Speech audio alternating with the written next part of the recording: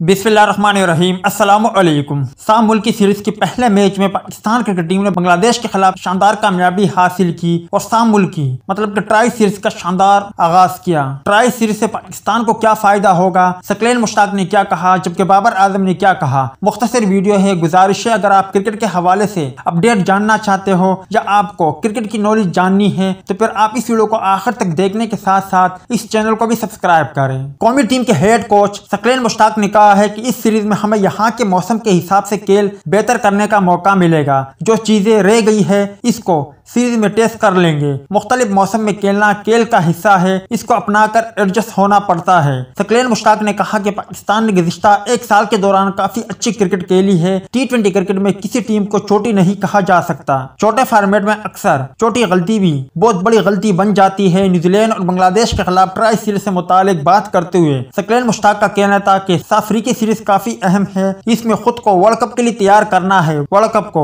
नजर में रखते हुए मैचेस खेलेंगे। जबकि बाबर आजम ने कहा कि न्यूजीलैंड और ऑस्ट्रेलिया की कंडीशन एक जैसी है। न्यूजीलैंड में अच्छे क्रिकेट खेलेंगे ताकि वर्ल्ड कप में जो कि ऑस्ट्रेलिया में खेला जाना है वहां पर आसानी हो।